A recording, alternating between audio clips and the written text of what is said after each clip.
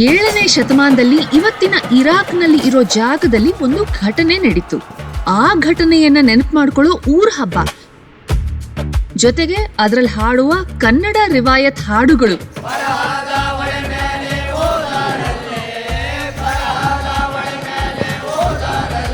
ಸುಮಾರು 500 ವರ್ಷಗಳಿಂದ ಉತ್ತರ ಕರ್ನಾಟಕದ ಬೇರೆ ಬೇರೆ ಪ್ರಾಂತ್ಯಗಳಲ್ಲಿ, ಅದರಲ್ಲೂ ಈ ಊರಲ್ಲಿ ನಡ್ಕೊಂಡು ಬರ್ತಿರುವ ಮೊಹರಂ ಆಚರಣೆ ವಿಶೇಷತೆ, ಈ ರಿವಾಯತ್ ಹಾಡುಗಳು, ಊರಿಗೂರೇ ಒಟ್ಟಾಗೋ ರೀತಿ.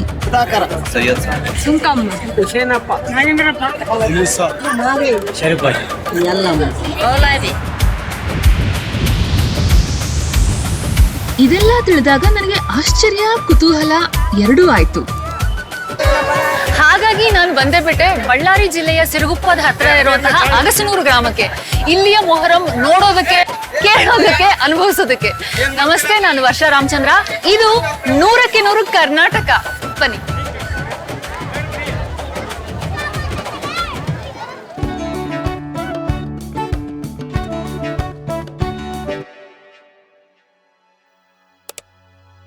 ಇಲ್ಲಿ ಗಾಳಿ ಗಂಧ ಜೋಡಿಯಾಗಿ, ಕಲ್ಲು ಮುಳ್ಳು ಕವಿತೆಯಾಗಿ ಹೊರಟಿದೆ ಹೆಜ್ಜೆ ಊರ ದಾರಿಗೆ, ಆಕಾಶದಗಲ ಅಗಸನೂರಿಗೆ. ಹಣತೆಯಂತಹ ಊರಿನಲ್ಲಿ ಬೆಳಕು ಬಂತೋ ಬಾಗಿಲಿಗೆ, ಮನೆಗಳೆಲ್ಲ ರಂಗೇರಿಸಿ ಕಳೆ ಬಂದಿತೋ ಮೊಹರಂಗೆ. ಸಾಮಾನ್ಯವಾಗಿ ಉತ್ತರ ಕರ್ನಾಟಕದ ಹಳ್ಳಿಗಳಲ್ಲಿ ಮತ್ತೆ ಸೆಮಿ ಅರ್ಬನ್ ಪ್ಲೇಸ್ಗಳಲ್ಲಿ ಇದು ಮೊಹರಂ ಒಂದು ಊರ ಹಬ್ಬವಾಗಿನೇ ಆಚರಿಸಲ್ಪಡುತ್ತೆ. ಮತ್ತೆ ಬಹಳಷ್ಟು ಹಳ್ಳಿಗಳಲ್ಲಿ ಏನು ಜನರು across the cultures, costs and religion, okay, ಎಲ್ಲಾ ಜಾತಿಯ ಜನರು ಕೂಡ ಭಾಗವಹಿಸೋದು ಬಹಳ ವಿಶೇಷವಾದಂಥದ್ದು. ಮೊಹರಂ ಶುರುವಾದಾಗಿಂದ ಕೊನೆಯವರೆಗೆ 10-15 ದಿನದವರೆಗೆ ಅವರೆಲ್ಲ ಕುಟುಂಬಸ್ಥರನ್ನೆಲ್ಲ ಕರೆಸಿ ಇದನ್ನ ತುಂಬಾ ವಿಜೃಂಭಣೆಯಿಂದ ಆಚರಿಸ್ತಾರೆ. ಇದು ದುಃಖದ ಹಿನ್ನೆಲೆ ಇದ್ರೂ ಕೂಡ ಇದೊಂದು ಏನೋ ಉರುಸು ತರ ಒಂದು ಜಾತ್ರೆಯ ಸ್ವರೂಪವನ್ನು ಪಡೆದುಕೊಂಡಿದೆ. ಮತ್ತೆ ನಾನು ಹೇಳ್ದಂಗೆ ಊರ ಹಬ್ಬ ಆಗುತ್ತೆ, ಇದು ಊರ ಹಬ್ಬದ ತರ ಆಗುತ್ತೆ. ಇದರ ಹಿನ್ನೆಲೆ ಬೇರೆದೇ ಇದೆ. ಓಕೆ, ಆದ್ರೂ ನಮ್ಮ ನಾರ್ತ್ ಕರ್ನಾಟಕ, ಉತ್ತರ ಕರ್ನಾಟಕದಲ್ಲಿ ಸುಮಾರು 400ರಿಂದ 450 ವರ್ಷಗಳಿಂದ ಮೊಹರಂ ಅನ್ನ ಏನು ಆಚರಿಸಲ್ಪಡುತ್ತಿದೆ. ಹಾಗೆ ಇದು ಯಾಕೆ ಬಹಳ ವಿಶೇಷ ಅಂತ ಅಂದ್ರೆ, ಪ್ರೊಫೆಸರ್ ರಹಮತ್ ತರೀಕೆರೆ ಅವರು ತಮ್ಮ ಪುಸ್ತಕದಲ್ಲಿ ಕರ್ನಾಟಕದ ಮೊಹರಂ ಅಲ್ಲಿ ಹೇಳೋ ಹಾಗೆ ಸುಮಾರು 5,000 ಜನ ರಿವಾಯತ್ತು ಹಾಡುಗಾರರು ಕರ್ನಾಟಕದಲ್ಲಿ, ಅದು ಉತ್ತರ ಕರ್ನಾಟಕದಲ್ಲಿದ್ದಾರೆ ಅನ್ನುವಂಥದ್ದು. ಜೊತೆಗೆ ಏನು ಇದಕ್ಕೊಂದು ಇತಿಹಾಸದ ಹಿನ್ನೆಲೆ ಇರೋದು, ಮತ್ತೆ ಸ್ಥಳೀಕರಣಗೊಂಡಿರೋದು. ಅಂದ್ರೆ ಇಲ್ಲಿ ನೋಡಿ, ಕರ್ಬಲಾ ಹುತಾತ್ಮರು ಏನಿದ್ದಾರೆ ಅವ್ರನ್ನೆಲ್ಲ ಊರಲ್ಲಿರುವಂತಹ ದೇವಿಗಳು, ದೇವರುಗಳಿಗೆ ಒಂದು ಬಾಂಧವ್ಯವನ್ನು ಬೆಸೆಯೋದ್ ಮೂಲಕ ಅಣ್ಣ ತಮ್ಮರ ತರ, ಓಕೆ, ಅದು ಆಧ್ಯಾತ್ಮ ಲೋಕದಲ್ಲಿ ಎಲ್ಲ ಎಲ್ಲೆಗಳನ್ನ ಮೀರುವಂತದ್ದು. ಸೊ ಈ ತರದ ಸ್ಥಳೀಕರಣಗೊಳಿಸೋದೇನಿದೆಯಲ್ಲ, ಡೊಮೆಸ್ಟಿಕೇಶನ್, ಈ ತರ ಮಾಡೋದ್ರ ಮೂಲಕ ಜನರು, ಈ ಆಲಂಗಳು, ಪೀರ್ಗಳು, ಅವರು 680ರಲ್ಲಿ ಹುತಾತ್ಮರಾದ್ರು ಕೂಡ ಇಲ್ಲಿ ಪ್ರತಿ ವರ್ಷನೂ ತಮ್ಮ ಊರಲ್ಲಿ ಜೀವಂತವಾಗಿ ಇರುವಂತವ್ರು, ಮತ್ತೆ ಇಲ್ಲಿ ಆಶೀರ್ವಾದ ಕೊಡುವಂತ ದೇವರುಗಳು ಅಂತ ಹೇಳಿ ಜನರು ಬಹಳ ಪ್ರೀತಿಯಿಂದ ಈ ಆಚರಣೆಯನ್ನ ಅಬ್ಸರ್ವ್ ಮಾಡುತ್ತಾರೆ. ಹೌದು. ಸೊ ಬಹುಶಃ ಹಾಗಾಗಿ ಮೊಹರಂ ಅಲ್ಲಿ ನೋಡಿ, ಕೇವಲ ಧಾರ್ಮಿಕ ಆಚರಣೆ ಒಂದೇ ಅಲ್ಲ, ಹಾಡುಗಾರಿಕೆ ಇದೆ, ಊಟ ಪದ್ಧತಿ ಇದೆ, ಒಂದು ರೀತಿ ವಿಶೇಷ ಊಟ ಪದ್ಧತಿಗಳು ಸಿಗುತ್ತೆ. ನಂತರ ಹಲಗೆ ಬಾರಿಸೋದಿದೆ, ಸಂಗೀತ ಇದೆ. ಸೊ ಈ ರೀತಿ ಹಲವಾರು ಕಲಾತ್ಮಕ, ಸಾಂಸ್ಕೃತಿಕ, ಮತ್ತೆ ನಮ್ಮ ಜೀವನಕ್ಕೆ ಬಹಳ ಅವಶ್ಯಕವಾದಂತಹ ಬಾಂಧವ್ಯ ಬೆಸೆಯುವಂತಹ ಒಂದು ಶಕ್ತಿ ಇದೆ ಈ ಒಂದು ಈ ಸಾಂಸ್ಕೃತಿಕ ವೇದಿಕೆಗೆ. ಸೊ ಹಾಗಾಗಿ ಮೊಹರಂ ಅನ್ನ ಉತ್ತರ ಕರ್ನಾಟಕದಲ್ಲಿ ಬಹಳ ವಿಜೃಂಭಣೆಯಿಂದ ಆಚರಿಸ್ತಾರೆ. ಹಬ್ಬವೆಂದರೆ ಊರ ಒಟ್ಟು ಮಾಡುವುದು, ಯಾರನ್ನೂ ಬಿಟ್ಟುಕೊಡದೆ ಒಟ್ಟಿಗೆ ನಡೆಯುವುದು. ಎಲ್ಲರನ್ನೂ ಒಂದು ಮಾಡಿದ ಶರಬಣ್ಣ ತಾತನವರೇ ಜೀವಾಳ. ಹಗಲಿಗೆ ಹಗಲಾಗಿ, ಮುಗಿಲಿಗೆ ಮುಗಿಲಾಗಿ, ಹೆಗಲಿಗೆ ಹೆಗಲಾಗಿ ನಿಂತಿಹರು ಮೌಲ್ವಿಗಳು. ಮೊಹರಂ ಎಂದರೆ ಸರ್ವಧರ್ಮಗಳ ಮೇಳ. ಈ ಅಗಸನೂರಲ್ಲಿ ಏನು ಇದೊಂದು ಆಚರಣೆ ನಡೆಯುತ್ತಲ್ಲ ಮೊಹರಂದು, ಎಷ್ಟು ವಿಶೇಷ ಅಂತ ಅನ್ಸುತ್ತೆ. ನಮ್ಗೆಲ್ಲೋ ಬೆಂಗಳೂರಲ್ಲಿ ಕೂತವರಿಗೆ ಇದೊಂದು ಬೇರೆನೆ ಪ್ರಪಂಚ ಹೀಗೂ ಇದೆಯಾ ಅಂತ ಅನ್ಸುತ್ತೆ. ನೀವು ಇದ್ರಲ್ಲಿ ತುಂಬಾ ಮುಖ್ಯವಾದ ಪಾತ್ರ ವಹಿಸ್ತೀರಿ ಅಲ್ಲ, ನಿಮ್ಗೆ ಇದ್ರ ಬಗ್ಗೆ ಯೋಚನೆ ಮಾಡಿದಾಗ ಹೆಮ್ಮೆ ಆಗತ್ತಾ, ಖುಷಿ ಆಗತ್ತಾ, ಒಂದು ಜವಾಬ್ದಾರಿ ಅಂತ ಅನ್ಸುತ್ತಾ, ಹೇಗ್ ಅನ್ಸುತ್ತೆ? ಜವಾಬ್ದಾರಿ, ಖುಷಿ ಮತ್ತೆ ಹೆಮ್ಮೆ. ನಾನೇ ಹಿರಿಯ ಮುಖಂಡ, ನನ್ನ ಮೇಲೆ ಇನ್ನ ಇಬ್ಬರು ಹಿರಿಯ ಮುಖಂಡ ಶರಬಣ್ಣ ತಾತನವರು, ನನ್ನ ಮೇಲೆ ಶರಬಣ್ಣ ತಾತನವರು. ಅವ್ರು ಚಿಕ್ಕ ವಯಸ್ಸು ನನ್ಕಿಂತ, ಅವ್ರು ನನ್ನ ಮೇಲೆ ಯಜಮಾನ. ಕುಲ ಜಾತಿ ಎಲ್ಲ ಬಿಟ್ಟು ಒಬ್ಬೇ ತಾಯಿ ಮಕ್ಕಳಂತೆ ನಾವು ಅಣ್ಣ ತಮ್ಮಂದರಾಗಿ, ಯಾವ ಕುಲನ ಯಾವ ಜಾತಿನ ಅಣ್ಣ ತಮ್ಮಂದರಾಗಿ ನಾವು ಅದನ್ನ ಆಚರಿಸಕ್ಕ ಕೂತೋಡಿದ್ವಿ, ಆಚರಿಸಿದ್ವಿ. ಮುಂದೆ ಭವಿಷ್ಯ ಕಾಲದಲ್ಲಿ ಇದೇ ತರ ಆಚರಿಸ್ಬೇಕಂತ ಭಗವಂತನ ಹಸಿನ ಕೂಡ ಕೋರ್ತಿದ್ವಿ.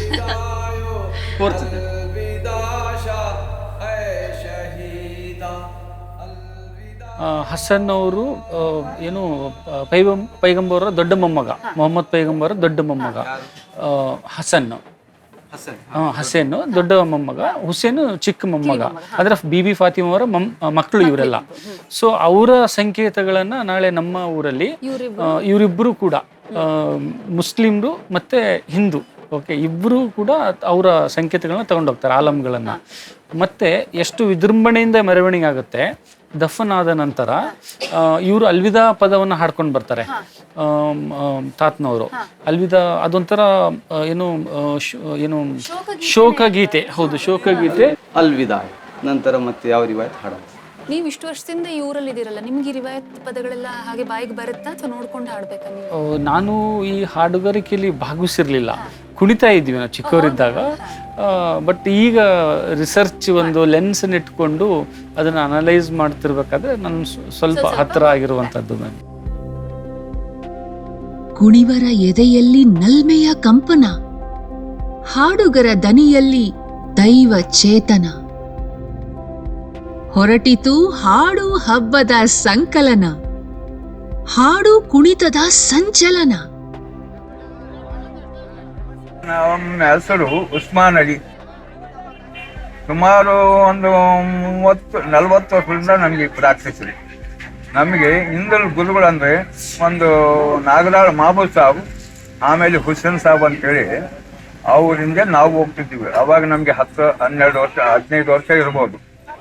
ಅವಾಗಲಿಂದ ನಮಗಿದು ಪ್ರಾಕ್ಟೀಸು, ಅವಾಗಲಿಂದ ಇದು ನಡ್ಕೊಂತ ಬಂದೀವಿ. ನಾವು ಆದಮೇಲೆ ನಮ್ಮ ಮಕ್ಕಳು ಜಹಾಂಗೀರ್ ಅಂತೇಳಿ ನಮ್ಮ ಮೊಮ್ಮಕ್ಕಳನ್ನ ಜೊತೆಲಿ ಪ್ರಾಕ್ಟೀಸ್ ಈಗಲಿಂದ ಚಾಲು ಮಾಡಿದ್ವಿ.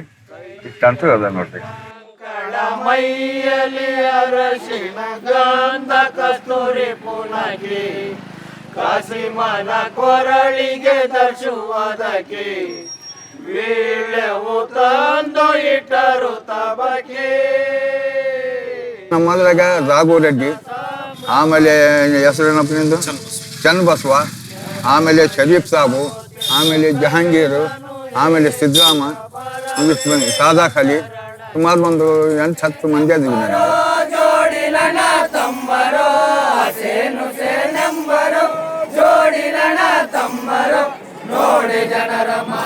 ಈಗಲೂ ಅದೇ ರೀತಿ ನಡೀತದೇನೋ ಎಂಬ ಭಾವನೆ ನಮ್ಮಲ್ಲಿ ಮೂಡಿ ಬರ್ತದೆ. ಈಗಲೂ ಆ ಜಂಗ ನಡೀತದೇನೋ, ಆ ಜಂಗಿನಿಂದ ನಮಗೆಲ್ಲ ಸೈನ್ಯ ಐತೇನೋ ಎಂಬ ಭಾವನೆ ನಮ್ಮಲ್ಲಿ ಒಂದು ಅನುಕಂಪ ಹುಟ್ಟಿ ನಾವು ಆ ಒಂದು ಅನುಕಂಪದಿಂದ ಆಡ್ತೀವಿ ಪದು. ಅದೇ ಒಂದು ಭಾವನೆ ನಮ್ಗೆ ಇರ್ತದೆ ಸರ್.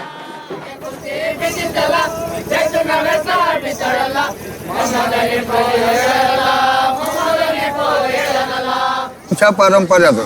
ಇವಾಗ ನಾನು ಅದೇ ನನ್ನ ಮಗನಿಂದ ನಿನ್ನ ಒಬ್ಬ ಸಣ್ಣ ಹುಡುಗ ಬಂದಿದ್ದ, ನನ್ನ ಮೊಮ್ಮಗ. ಇದರಂತೆ ಒಂದು ಪ್ರಾಕ್ಟೀಸ್ ನಾವು ಹೇಳೋದು ಬೇಕಾಗಿಲ್ಲ, ಅವರೇ ಖುದ್ದಾಗಿ ಬರ್ತಾರೆ. ಅದು ಯಾಕಂದ್ರೆ ಆ ಶಿವನ ಅನುಗ್ರಹ, ಆ ದೇವ್ರ ದಯ. ಆ ರೀತಿ ಅವ್ರ ಮನುಷ್ಯನಾಗ ಹೋಗ್ತಾರೆ. ನಾವು ನಮ್ಮ ತಾತನರಿಂದ ಹೋಗ್ಬೇಕು, ನಮ್ಮಪ್ಪನಿಂದ ನಾವು ಹೋಗ್ಬೇಕು. ಈ ಶರಣರ ಪದಗಳು ನಾವು ಕೂಡ ಆಡ್ಬೇಕಂಬ ಹುಮ್ಮಸ್ಸಿಂದ ಹುಡುಗರು ಬರ್ತಾವ ಸರ್.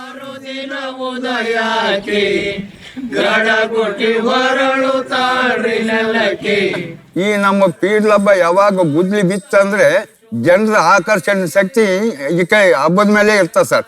ಎಷ್ಟೋ ಸಾಲುಗಟ್ಟಿ ಜನ ರಾತ್ರಿ 10 ಆಗೋವರೆಗೆ ಎದ್ದಳದಲ್ಲ ಅಲ್ಲಿ. ಅಷ್ಟು ಒಂದು ನಿಗಾ ಇಟ್ಟು, ಅಷ್ಟು ಒಂದು ಖುಷಿಲಿಂದ, ಅಷ್ಟು ಒಂದು ಇದರಿಂದ ಈ ಪದಗಳು ಕೇಳಿ ಯಾವಾಗ ಮುಕ್ತಾಯ ಪದ ನಾವು ಆಡ್ತೀವೋ ಇಡೀ ಜನ ಎದ್ದು ನಿಂತ್ಕೊಂಡ್ಬಿಡ್ತಾರೆ. ಅವ್ರಿಗೆ ಗೌರವ, ಶರಣರಿಗೆ ಗೌರವ ಕೊಡೋದಕ್ಕಾಗಿ ಆ ಒಂದು ಭಕ್ತಿ ಭಾವನೆಯಿಂದ ಹೆಣ್ಣು ಗಂಡು ಸಾವಿರಾರು ಜನ ಕಲ್ತಿರ್ತಾರೆ ಸರ್. ಅಷ್ಟು ಒಂದು ಭಯ ಭಕ್ತಿ ನಮ್ಮೂರಾಗ ಎಲ್ಲಾ ಜನಕ್ಕೆ. ಸಂದೇಶ ಅಂಬೋದು ಏನಂದ್ರೆ ಒಳ್ಳೆ ನಡೆ ನುಡಿ, ಆಮೇಲೆ ಭೇದ ಭಿನ್ನ ಇಲ್ದಂಗ, ಕುಲದ ತಾರತಮ್ಯ ಇಲ್ದಂಗ ನಡ್ಕೊಂಡು ಹೋಗ್ಬೇಕೆಂಬ ಸಂದೇಶ ನಮ್ಮೆಲ್ಲ ಜನಾಂಗಕ್ಕೆ ಇದೆ. ಹೂ ಮುಡಿಯದ ಊರಲ್ಲಿ ಬೆಳಕು ಮುಡಿದ ಮುಗಿಲು,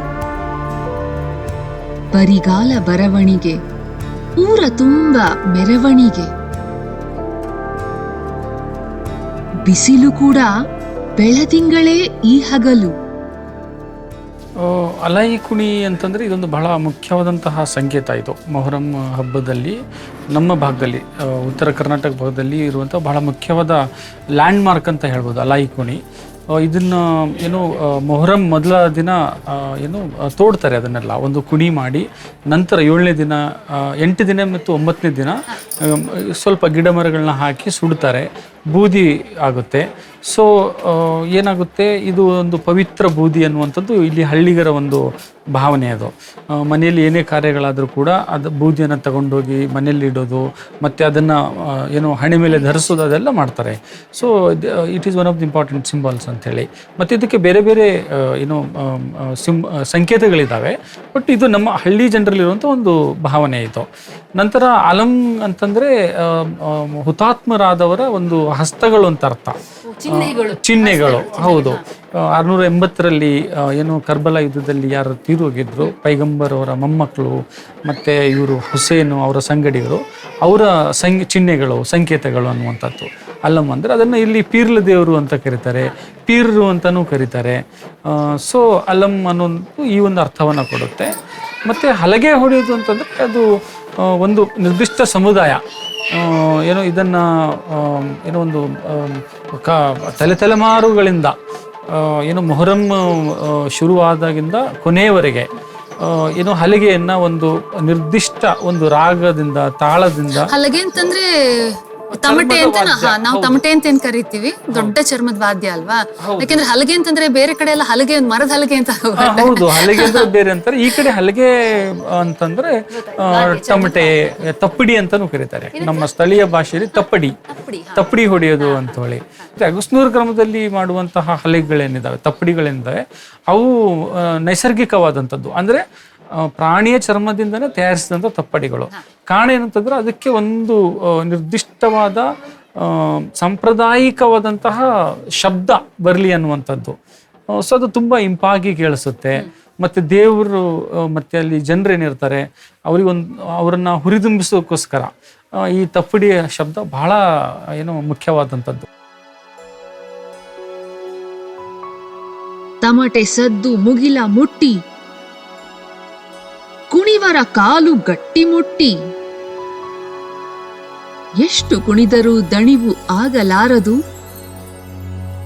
ಬಿಸಿಲ ಬೆವರು ಕೂಡ ನೋಯಿಸಲಾರದು. ಹಂಗ ನಾವು ಬಡದ್ರ ದೇವ್ರು ಕುಣಿತಾನ, ನಾವು ದೇವ್ರ ಮಂದಿದ್ರೆ ಲೆಕ್ಕ. ಭಕ್ತಿಲಿಂದ ಏನು ನಾವು ಮಾಡ್ತೀವಿ ಆ ಪರಮಾತ್ಮ ಕೊಟ್ಟೆ ಕೊಡ್ತಾನ. 12 ದಿವಸ ದುಡಿದೀವಿ, 12 ತಿಂಗಳು ಹೋದಂಗಲ್ಲ ಇವರು. ದಿವಸ ತಿಂಗಳಿಗೆ ಒಂದು ಹೋದಂಗೆ ಆಯ್ತಲ್ಲ ನಮಗಂತೆ ಒಂದು ಅನ್ಸರ್ ಸರ್. ಅದು ಮತ್ತೆ ಖುಷಿ ಸರ್. ಊರೆಲ್ಲ ಕಾಯಿ ತಗೊಂತ ಇದೀವಿ, ಊರಾಗೆಲ್ಲ ತಿರುಗಾಡ್ತಾ ಇದೀವಿ, ನಮಗೂ ಪ್ರೇಮೇ. ಮೊಹರಂ ಪ್ರಾರಂಭ ಆಗೋದ್ರಿಂದ ಕೊನೆಯ ದಿನದವರೆಗೆ ನೋಡಿದ್ರೆ ಬೇರೆ ಬೇರೆ ಸಮುದಾಯಗಳು ಬೇರೆ ಬೇರೆ ಕಾರ್ಯಗಳಲ್ಲಿ ತೊಡಗಿಸ್ಕೊಂಡಿದ್ದನ್ನು ನೋಡ್ತೇವೆ. ಉದಾಹರಣೆಗೆ ದೇವರನ್ನ ಹಿಡಿಯೋರು ಬಣಜಿಗ ಸಮುದಾಯದ ಶರಬಣ್ಣ ತಾತ ಅವರಿದ್ದಾರೆ. ಮತ್ತು ಮುಸ್ಲಿಂ ಸಮುದಾಯದ ಹಾಶ್ಮಿ ಮೌಲ್ವಿಗಳಿದ್ದಾರೆ. ನಂತರ ವಿಶ್ವಕರ್ಮ ಸಮುದಾಯದವರು, ಅವರು ದೇವ್ರನ್ನ ತಯಾರು ಮಾಡುವಂಥ ಕೆಲಸದಲ್ಲಿ ತೊಡಗಿಸ್ಕೊಂಡಿರ್ತಾರೆ. ಆಲಂಗಳನ್ನು ತಯಾರಿಸ್ತಾರೆ ಅವರು. ನಾವು ನೋಡ್ರಿ ನಮ್ಮ ವಯಸ್ಸಿನಾಗದ 21 ವರ್ಷದ ನಾವು ಮಾಡ್ತಾ ಇದ್ದೀವಿ. ನಮ್ಮ ಹೆಸರು ಬಸವರಾಜರು. ಆಮೇಲೆ ನಮ್ಮ ತಂದೆಯವರು ಮಾಡಿದ್ರು, ನಮ್ಮ ತಾತವ್ರು ಮಾಡಿದ್ರು, ತಾತ ಜೇಜಿ ತಾತವರು ಮಾಡಿದ್ರು. ಇವಾಗ ನಮಗೂ 5 ತಲೆ ಇಲ್ಲಿಗೆ, ಅವರಿಗೂ ನಮಗೂ. ದೇವ್ರ ಸ್ವಚ್ಛತವಾಗಿ ದೇವ್ರ ಕುಂದ್ರಿಸ್ಕೊಂಬೋದು, ಬಟ್ಟೆ ತೊಡಿಸೋದು, ಹೂವು ತೊಡಿಸೋದು, ಅಲಂಕಾರ ಮಾಡಿಕೊಂಬೋದು, ಆಮೇಲೆ ಸವಾರಿ ಬಂದರೆ ದೇವ್ರು ಕೊಡೋದು, ತಗೊಳ್ಳೋದು. ಮತ್ತೆ ರೆಡ್ಡಿ ಸಮುದಾಯದವರು ಕೂಡ ಏನು ಇನ್ವಾಲ್ವ್ ಆಗ್ತಾರೆ ಇದರಲ್ಲಿ. ಭಕ್ತಿಲಿಂದ ಸೇವೆ ಮಾಡ್ಕೊಂತ ಅವಾಗ ಇವಾಗ ಏನು ನಾವು ಮಾಡ್ಕೊಂತ ಹೊಂತೀವೋ ನಮ್ಮ ಮಕ್ಕಳಾದ್ರೂ ಕೂಡ ಇದೇ ಥರದಿಂದ ಮಾಡ್ಕೊಂತ ಹೋಗಲ್ಲ ಅಂತ ನಾವು ಹೇಳ್ತಾ ಇದ್ದೀವಿ. ಮಾದಿಗ ಸಮುದಾಯದವರು ಏನು ಬಹಳ ಇಂಪಾರ್ಟೆಂಟ್, ತುಂಬ ಪ್ರಮುಖ ಸ್ಥಾನ ಮೇಡಮ್ ಅದು. ಅವರು ಮಾಡುವಂಥ ಕಾರ್ಯ ಅದು ಹಲಗೆ ಬಾರಿಸೋದು. ನಮ್ಮ ಹೆಸರು ಮಾರ್ಯಪ್ಪ. ನಾವಿವಾಗ 50 ವರ್ಷ ನಾವು ಇದನ್ನು ನೋಡೋಕೆ ಹಬ್ಬ 1905ರಿಂದ ಇದು ಹಬ್ಬ ನಡೀತೈತಿ. 600 ವರ್ಷದಿಂದ ನಡೀತೈತಿ ಅಂತ ಜೋಶದಿಂದ ಉಲ್ಲಾಸ ಇರ್ತದೆ ಅಲ್ಲಿ. ಆ ದೇವ್ರದ ಉಲ್ಲಾಸ. ನೀನು ಕಾಲು ಬ್ಯಾನ್ ಆಗಿರ್ಲಿ ಆಗಿರ್ತದೆ ನೀನು ನಿಂದ್ರೋದು ಸಾಧ್ಯನಲ್ಲ, ಅಲ್ಲಿ ಸಾಧ್ಯ ಕಾರಣಲ್ಲ. ನಿಂತು ಬಗ್ಗೆ ಬಡಿಯುವಾಗ ನಮಗೆ ಅವನ್ನ ಆತ ಕಾಣಿಸ್ತಿರ್ತಾವ. ನಾವು ಸೇವಕನ 4 ಮಂದಿ ಇದ್ರೆ ದೇವ್ರು ಕುಣಿತಾನ. ಹಂಗೆ ನಾವು ಬಡಿದ್ರೆ ದೇವ್ರು ಕುಣಿತಾನೆ. ನಾವು ದೇವ್ರ ಮಂದಿ ಇದ್ರೆ ಲೆಕ್ಕ ದೇವ್ರ ಆಶನೆ ಜಾತಿ. ಮೊಹರಂ ಪ್ರಾರಂಭ ಆಗೋದೇ ಹಲಿಗೆಯ ಮೂಲಕ. ಹಲಿಗೆ ಹೊಡೆತದ ಮೂಲಕನೇ ಪ್ರಾರಂಭ ಆಗುತ್ತದೆ, ಮತ್ತೆ ಕೊನೆ ಆಗೋದು ಕೂಡ ಹಲಿಗೆ ಹೊಡೆತದ ಮೂಲಕ. ಇದು ನಿಶಾನೆ ಹಿಡಿಯೋರು ಅಂತ ಹೇಳ್ತಾರೆ. ಅವರು ಭೋವಿ ಸಮುದಾಯದವರು. 12 ದಿವಸ ದುಡಿದೀವಿ, 12 ತಿಂಗಳು ಓದಲ್ಲ ಇವರು. ದಿವಸ ತಿಂಗಳಿಗೆ ಒಂದು ಓದಂಗೆ ಆಯ್ತಲ್ಲ ನಮಗಂತ ಒಂದು ಅನ್ಸರ್ತಾರೆ. ವಾಲ್ಮೀಕಿ ಸಮುದಾಯದವರು, ಕುರುಬ ಸಮುದಾಯದವರು, ಹೀಗೆ ತಳವಾರ ಸಮುದಾಯದವರು, ಬೇರೆ ಬೇರೆ ಸಮುದಾಯದವರು ಕೂಡ ನಿಶಾನೆ ಹಿಡಿತಾರೆ. ಬಾರಿಕರು ಅಂತ ಇದ್ದಾರೆ, ದೇವರ ಹಿಂದೆ ಆ ಹಗ್ಗಗಳನ್ನು ಹಿಡಿಯೋದು. ಮತ್ತೆ ಇಲಾನ್ ಅಂತ ಇದೆ, ಏನು ಇಲ್ಲಿ ಮೆರವಣಿಗೆಯಲ್ಲಿ ಹೋಗುವಂತಹ ಜನರಿಗೆ ಬೆಳಕು ಬರಲಿ ಅಂತ ಹೇಳಿ ದೊಡ್ಡದಾದಂತಹ ಪಂಜುಗಳ ತರನೇ ಮತ್ತು ಕಬ್ಬಿಣದಿಂದ ಮಾಡಿರ್ತಾರೆ. ಅದು ಈ ಮೂರು ತ್ರಿಶೂಲದ ರೂಪದಲ್ಲಿರುವಂಥದ್ದು ಇಲಾನ್ ಅಂತ ಹೇಳ್ತಾರೆ. ಅದನ್ನ ಹಿಡಿಯುವಂತ ಇನ್ನೊಂದು ಸಮುದಾಯ ಇದೆ. ಮತ್ತೆ ಪಂಜು ಹಿಡಿಯೋಕೆ ದೇವರು ಸವಾರಿ ಹೋಗ್ಬೇಕಾದ್ರೆ ಮತ್ತೆ ಆಲಂಗಳು ಊರಲ್ಲಿ ಹೋಗ್ಬೇಕಾದ್ರೆ ಕಾಣ್ಲಿ ಅಂತ ಹೇಳಿ ಏನೋ ಬಟ್ಟೆಯಿಂದ ಮಾಡಿದಂತ ಪಂಜು ಇರುತ್ತೆ, ಅದನ್ನ ಹಿಡಿಯೋಕೆ ಅಗಸ ಸಮುದಾಯ, ಮಡಿವಾಳ ಸಮುದಾಯದವರು ಇರ್ತಾರೆ. ಸೊ ಹೀಗೆ ಬೇರೆ ಬೇರೆ ಸಮುದಾಯಗಳು ಏನು ಇದರಲ್ಲಿ ಭಾಗವಹಿಸೋದಿದೆಯಲ್ಲ. ಈ ಸಮುದಾಯಗಳು ಶ್ರಮಿಕ ವರ್ಗಗಳು ಮತ್ತೆ ಕೃಷಿ ಆಧಾರಿತ ಸಮುದಾಯಗಳು ಅಂತ ಹೇಳ್ಬೋದು. ಎಲ್ರಿಗೂ ಕೂಡ ಒಂದು ಬಾಂಡಿಂಗ್ ಇರುತ್ತೆ. ಏನೋ ನಾವು ನಮ್ಮೂರು ನಮ್ಮ ಸಂಸ್ಕೃತಿ, ನಮ್ಮೂರ ಹಬ್ಬ ಅನ್ನುವಂಥದ್ದು. ಯಾಕೆಂದ್ರೆ ಎಲ್ಲರೂ ಕೂಡ ಶ್ರಮ ವಹಿಸಿ ಕೆಲಸ ಮಾಡೋದ್ರಿಂದ ಒಂದು ಸೆಂಟಿಮೆಂಟ್ ಬೆಳ್ಕೊಂಡಿರುತ್ತೆ. ಅದನ್ನ ಡಿಸ್ಕ್ರೈಬ್ ಮಾಡಕ್ ಆಗದೆ ಇರ್ಬೋದು, ಬಟ್ ಎಲ್ಲರೂ ಸ್ವಲ್ಪ ಅನುಭವಿಸಕ್ಕಂತೂ ಆಗುತ್ತೆ. ಈಗ ನನಗೆ ಅದರ ಅನುಭವಕ್ಕೆ ಬರ್ತಾ ಇದೆ ಚೂರು ಆ ಒಂದು ಸೆಂಟಿಮೆಂಟ್ ನೀವೇನ್ ಹೇಳಿದ್ರಿ. ಖಂಡಿತ ಒಂದು ತಮ್ಮದೇ ಆದಂತ ಒಂದು ಬಾಂಧವ್ಯ ಇರುತ್ತೆ. ಮತ್ತೆ ಮೊಹರಂ ಸಮುದಾಯಗಳ ಒಗ್ಗೂಡಿಕೆ ಜೊತೆಗೆ ಒಂದು ಬಾಂಧವ್ಯ ಕೂಡ ಬೆಳೆಸುತ್ತೆ. ಇದೊಂದು ವೇದಿಕೆಯಾಗಿ ಸಮುದಾಯಗಳ ನಡುವೆ ಒಂದು ಒಳ್ಳೆ ಸಂಬಂಧ ಬೆಳೆಯೋಕೆ ಒಂದು ವೇದಿಕೆ ಕೂಡ ಆಗುತ್ತೆ ಅನ್ನುವಂಥದ್ದು. ಫಕೀರನ ಜೋಳಿಗೆಯಲ್ಲಿ ಪರಮಾನ್ನವಿಲ್ಲ, ಭಿಕ್ಷಾನ್ನವಿದೆ ಕರುಣೆ ತುಂಬಿದ ಬೊಗಸೆಯಲ್ಲಿ. ಜಾತಿ ಧರ್ಮಗಳು ಗಂಧ ಗಾಳಿಯಂತೆ ಊರ ಒಡಲಿಗೆ ಸುರಿದಿವೆ ಪರಿಮಳ. ತಾರತಮ್ಯದ ತವರಲ್ಲ, ಹರಿವ ನದಿಯಂತೆ, ಜೀವ ಜಾತ್ರೆಯಂತೆ ಭೂಗೋಳ.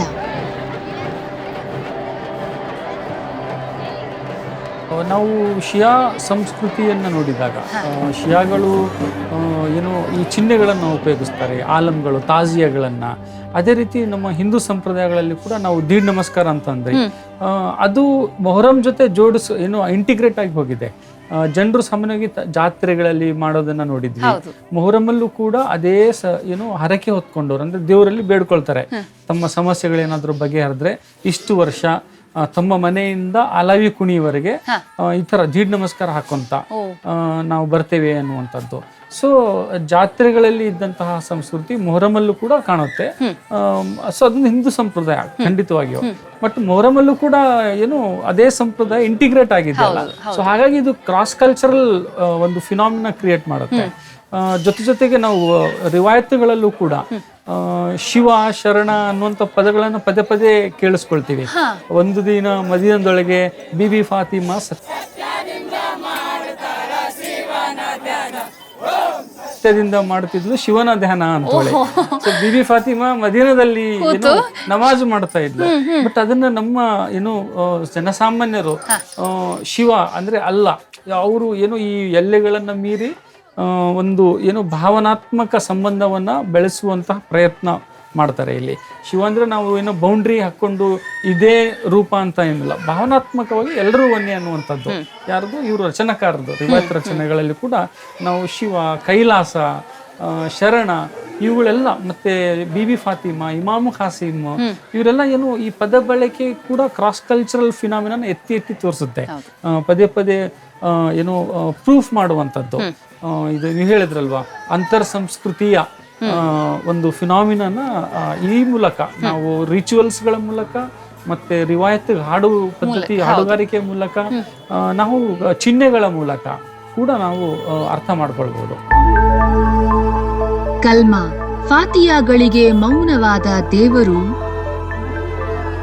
ತಮಟೆ ಸದ್ದಿಗೆ ಎದ್ದು ಕುಣಿಯುವನು. ದೇವರ ಕುಣಿತಕ್ಕೆ ನೆಲವೆಲ್ಲ ನಡುಗಿ ಮುಗಿಲೆಲ್ಲ ಗುಡುಗಿ ಮಳೆಯಾಯಿತೋ ಮನದೊಳಗೆ. ಸಾಮಾನ್ಯವಾಗಿ ನಮ್ಮ ದೇಶದ ಇತಿಹಾಸಗಳು ನೋಡ್ಕೊಂತ ಬರ್ತಾ ಇದ್ರೆ ನಾವು ಎಲ್ಲ ಕಡೆಗೂ ಒಂದೊಂದು ವಿಶೇಷತೆಗಳು ಕಂಡು, ಆ ವಿಶೇಷತೆಗಳಲ್ಲಿ ಆ ಭಾವೈಕ್ಯತೆ ಕೂಡಿ ಜನರ ಏನು ಒಡನಾಟ ಅವತ್ತಿನ ದಿವಸ ರಾಜರ ಕಾಲದಲ್ಲಿರ್ಬೋದು, ಆಮೇಲೆ ತದನಂತರ ಪ್ರಜಾಪ್ರಭುತ್ವದಲ್ಲಿರ್ಬೋದು, ಇವತ್ತಿನ ದಿವಸ ನಡೀತಕ್ಕಂಥ ಕಾಲಮಾನದಲ್ಲಿ ಸಹಿತ ಯಾವುದೋ ಒಂದು ಭೇದ ಭಾವ ಇರಲಾರ್ದ ನಡ್ಕೊಂಡು ಹೋಗ್ತಕ್ಕಂಥದ್ದು ಕಾರ್ಯಕ್ರಮಕ್ಕೆ ಏನು ಮುಖ್ಯ ಇರ್ಬೋದು ಅಂತಂದು ಆಲೋಚನೆ ಮಾಡ್ತಾ ಇದ್ರೆ ನಮ್ಮ ಸಂಸ್ಕೃತಿ ಅಂತ ನನಗೆ ಅನಿಸ್ತಾ ಇತ್ತು. ಇದರಲ್ಲಿದ್ದ ಏನಾಯಿತು, ಇವತ್ತು ನಾವು ಮನುಷ್ಯರೆಲ್ಲರೂ ಒಂದೇ, ನಾವೆಲ್ಲರೂ ಕೂಡಿ ಬಾಳಿದ್ರಿಗಿನ ಇಷ್ಟು ಚಂದ ಇರ್ತದಂತ ತೋರ್ಸಕ್ಕೆ ಒಂದು ಅಲ್ವಾ? ಈ ಥರದ್ದು ಏನೊಂದು ಆಚರಣೆ ಇದೆಯಲ್ಲ, ಇಡೀ ಊರೇ ಒಟ್ಟಾಗಿ ಪ್ರತಿಯೊಂದು ಸಮುದಾಯದವರು ಈ ರೀತಿ ಆಚರಣೆಗಳು ನಮ್ಮ ದೇಶಕ್ಕೆ ಇವತ್ತಿನ ಕಾಲದಲ್ಲಿ ಎಷ್ಟು ಮುಖ್ಯ ಅಂತ ನೀವು ಅನ್ಕೊಳ್ತೀರಿ? ಇವತ್ತಿನ ದಿನಮಾನದಲ್ಲಿ ಮನುಷ್ಯನಲ್ಲಿ ಬರೇ ರಾಗ ದ್ವೇಷಗಳು ತುಂಬಿ ತುಳುಕಾಡ್ತಕ್ಕಂಥ ಕಾಲದಲ್ಲಿ ಈ ರೀತಿ ನಡೀತಾ ಇದ್ರೆ ಇದನ್ನು ನೋಡಿ ನೋಡಿ ಸಹಿತ ಜನ ಪರಿವರ್ತನೆ ಆಗ್ತಾರೆ. ಈ ಪರಿವರ್ತನೆ ಆಗಕ್ಕೆ ಸಹಿತ ಒಂದು ಮಾರ್ಗ. ಆಮೇಲೆ ಇದೆಲ್ಲರೂ ಇತ್ತೀಚೆಗೆ ಬಂದಿದ್ದಲ್ಲ, ಇದು ನಮ್ಮ ಹಿರಿಯರು ಹಾಕಿಕೊಟ್ಟಿದ್ದಂಥ ಸಂಪ್ರದಾಯ. ಆ ಸಂಪ್ರದಾಯನ ನಾವೆಲ್ಲ ಉಳಿಸ್ಕೊಂಡು ಹೋಗ್ತಕ್ಕಂಥ ಜವಾಬ್ದಾರಿ ಇಡೀ ದೇಶದಲ್ಲಿ ಇರ್ತಕ್ಕಂಥ, ಇಡೀ ನಮ್ಮ ಕರ್ನಾಟಕ ರಾಜ್ಯದಲ್ಲಿ ಇರ್ತಕ್ಕಂಥವ್ರು ಪ್ರತಿಯೊಬ್ಬರು ಮಾಡಿದರೆ ಅದ್ಭುತವಾಗಿ ನಡೀತದೆ, ಜನರೆಲ್ಲ ಸುಖ ಶಾಂತಿಲಿದ್ದಿರ್ತಾರಂತ ನನ್ನ ಅಭಿಪ್ರಾಯ. ನೆರಳಂತೆ ದೇವರಿಗೆ ಕಲ್ಲಿನ ಗುಡಿ, ಗುಡಿಗಂಟಿದೆ ಊರಿನವರ ಬೆವರ ಹನಿ. ಹನಿಯೊಳಗೆ ಹಸೇನ್ ಹುಸೇನರ ನುಡಿ, ನುಡಿಗೆ ನುಡಿ ಬೆರೆತು ಹಾಡಿತು ಕೋಗಿಲೆಯ ದನಿ. ಇಲ್ಲಿ ನಾವು ಧಾರ್ಮಿಕ ಸಂಕೇತಗಳನ್ನ ನೋಡೋಕೆ ಹೋದರೆ ಇದು ಸಾಂಸ್ಕೃತಿಕವಾಗಿ ಮಾರ್ಪಾಡುಗೊಂಡಂತಹ ಒಂದು ವಿಶೇಷ ವಿದ್ಯಮಾನ ಇದು ಮೊಹರಂ ಅನ್ನುವಂಥದ್ದು. ಖಂಡಿತವಾಗಿ ಇಲ್ಲಿ ಆಲಂಗಳಿದ್ದಾವೆ, ಮತ್ತು ಈ ಅಲಂಗಳನ್ನು ಪೀರ್ಲ್ ದೇವರುಗಳನ್ನ ಏನೋ ಗುಡಿಗಳಿಗೆ ಕರ್ಕೊಂಡು ಹೋಗ್ತಾರೆ. ಈ ಥರ ಧಾರ್ಮಿಕ ಸಂಭ್ರಮಾಚರಣೆ ಜೊತೆಗೆ ಇಲ್ಲಿ ಏನು ಇತಿಹಾಸ ಪುರುಷರು, ಕರ್ಬಲದಲ್ಲಿ ಹುತಾತ್ಮರಾದಂತಹ ಏನು ಪೈಗಂಬರ್ರವರ ಮೊಮ್ಮಕ್ಕಳು ಹುಸೇನ್ ಇರ್ಬೋದು, ಅವರ ಸಂಗಡಿಗರಿರ್ಬೋದು, ಅವರನ್ನು ಇಲ್ಲಿನ ಸ್ಥಳೀಯ ದೇವರುಗಳೆಂದು ಭಾವಿಸೋದು, ಊರ ದೇವರುಗಳೆಂದು ಭಾವಿಸೋದು, ಮತ್ತು ಜಾತಿ ಧರ್ಮಗಳ ಎಲ್ಲೆಗಳನ್ನು ಮೀರಿ ಎಲ್ಲರೂ ಕೂಡ ಭಾಗವಹಿಸೋದೇನಿದೆಯಲ್ಲ, ಇದು ಒಂದು ಸಾಂಸ್ಕೃತಿಕ ವೇದಿಕೆಯಾಗಿ ಮಾರ್ಪಾಡಾಗುತ್ತೆ. ಇದು ಒಂದು ಧರ್ಮಕ್ಕೆ, ಒಂದು ಜಾತಿಗೆ ಸೀಮಿತ ಆಗದೇ ಇರೋದ್ರಿಂದ ಇದು ಖಂಡಿತವಾಗಿಯೂ ಸಾಂಸ್ಕೃತಿಕ. ಬಹಳ ಮುಖ್ಯವಾಗಿ ಒಂದು ಅಂಶವನ್ನು ನಾವು ನೋಡಬೇಕಾಗತ್ತೆ. ನಾವು ಸಾಂಸ್ಕೃತಿಕ ಅಂದಾಗ ಎಲ್ಲ ಜಾತಿಯ ಜನರು ತಮ್ಮ ಜಾತಿ ಜೊತೆಗೇನೆ ಬಂದು ಭಾಗವಹಿಸ್ತಾರೆ. ಅವರೇನು ತಮ್ಮ ಜಾತಿಯ ಐಡೆಂಟಿಟಿಗಳನ್ನ ಬಿಟ್ಟು ಬರೋದಿಲ್ಲ. ಬಟ್ ಎಲ್ಲರೂ ಕೂಡಿ ಮಾಡುವಂತ ಒಂದು ಪ್ರವೃತ್ತಿ ಇದೆಯಲ್ಲ, ಅದು ಏನನ್ನ ಎತ್ತಿ ತೋರಿಸುತ್ತೆ ಅಂದ್ರೆ ಮೊಹರಂ ಮೂಲಕ ನಾವೆಲ್ಲರೂ ಕೂಡ ಜೊತೆಗೆ ಬದುಕಬಹುದು, ಸೌಹಾರ್ದತೆಯಿಂದ ಬದುಕ್ತೇವೆ ಅನ್ನುವಂಥ ಒಂದು ಇಚ್ಛಾಶಕ್ತಿ ಇದೆ ಅನ್ನೋದನ್ನ ಒಂದು ಪ್ರೂಫ್ ಇದ್ದಂಗೆ ಮೊಹರಂ ಅನ್ನುವಂಥದ್ದು. ಎಲ್ಲೋ ಒಂದ್ ಕಡೆ ಇದು ಕರ್ನಾಟಕದ ಒಂದು ಬಹುತ್ವ ಇದೆಯಲ್ಲ, ಪ್ಲೂರಲಿಸ್ಟಿಕ್ ಒಂದು ಹಿಸ್ಟ್ರಿ ಆಗ್ಬೋದು, ನಮ್ಮ ಒಂದು ಕಲ್ಚರೇ ಆಗ್ಬೋದು, ಅದರ ಒಂದು ಒಳ್ಳೆ ಉದಾಹರಣೆ ಅಂತ ನನಗೆ ಕಂಡು ಬರ್ತಿದೆ. ನೀವು ಅದನ್ನ ಹಾಗೆ ನೋಡ್ತೀರಾ?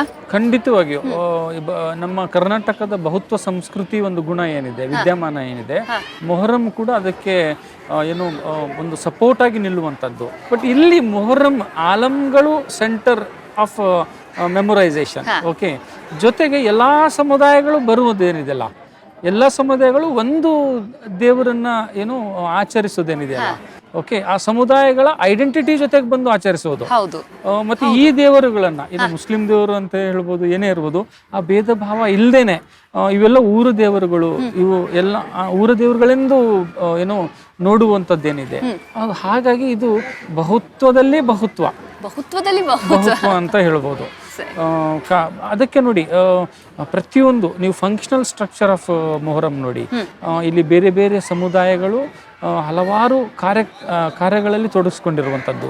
ಹಲಿಗೆ ಹೊಡೆಯೋದು, ನಿಶಾನೆ ಏನು ತಗೊಂಡೋಗೋದು, ದೇವರುಗಳನ್ನ ಹಿಡಿಯೋದು, ಮತ್ತು ಬೇರೆ ಬೇರೆ ಈವನ್ ಈ ರಸ್ತೆಗಳನ್ನು ಕ್ಲೀನ್ ಮಾಡೋದಿರ್ಬೋದು, ಅಲಾಯಿ ತೋಡೋದಿರ್ಬೋದು, ಈ ಬೇರೆ ಹಲವಾರು ಸಮುದಾಯಗಳು, ಹಳ್ಳಿಯ ಹಲವಾರು ಸಮುದಾಯಗಳು ಈ ಕಾರ್ಯಗಳಲ್ಲಿ ತೊಡಗಿಸ್ಕೊಳ್ತವೆ. ಮತ್ತು ಆ ಮಸೀದಿಯ ಕಟ್ಟೆ ಇದೆ ಅಲ್ವಾ, ಸವಾರಿಯ ನಂತರ ಎಲ್ಲರೂ ಕೂತಿರ್ತಾರೆ ಅಲ್ಲಿ, ಎಲ್ಲ ಸಮುದಾಯದ ಪ್ರತಿನಿಧಿಗಳು ಆ ಕಟ್ಟೆ ಮೇಲೆ ಇರ್ತಾರೆ. ಹಾಗಾಗಿ ಏನು ಹಳ್ಳಿಯ ಒಂದು ತುಣುಕು ಆ ಕಟ್ಟೆ ಆಗಿರುತ್ತೆ. ಆ ಕಟ್ಟೆ ಒಂದು ರೆಪ್ರೆಸೆಂಟೇಷನ್. ಅದು ಮೊಹರಂ ಸಮಯದಲ್ಲಿ ಮಾತ್ರ ಇಂಥ ವಿದ್ಯಮಾನ ನೋಡೋಕ್ಕೆ ಸಾಧ್ಯ ನಮಗೆ. ಸೊ ಹಾಗಾಗಿ ಮೊಹರಂ ಸಂಸ್ಕೃತಿ ಏನಿದೆ ಇದು it's pluralism in the pluralistic world ಅಂತ ಹೇಳಿ. ಕಾರುಣ್ಯ ತುಂಬಿದ ದೇವರು, ಭಕ್ತಿ ತುಂಬಿದ ಉಸಿರು, ನೆಲವೆಲ್ಲ ಬರಿಗಾಲಿನ ರಂಗೋಲಿ, ನೆರಳಿಗೆ ನೆರಳು ತಾಕಿ ಮನಸ್ಸಿಗೆ ಮನಸ್ಸು ತಾಕಿ ಆನಂದದ ಕಡಲು, ಮೈ ತುಂಬಿದ ಒಡಲು, ತಮಟೆಯ ಸದ್ದು, ರಿವಾಯತ್ತಿನ ಗತ್ತಿನ ಗಮಕ, ಅದೆಷ್ಟು ತುಂಬಲಿ ಬೊಗಸೆಯಲಿ ಕಡಲನು, ತೇಲಿಬಿಟ್ಟೆ ಅಗಸನೂರಿನ ಹಡಗನು, ಈ ನೆನಪಿನ ಕಡಲಲಿ ತೇಲಿ ಬಿಟ್ಟೆ ಅಗಸನೂರಿನ ಹಡಗನು.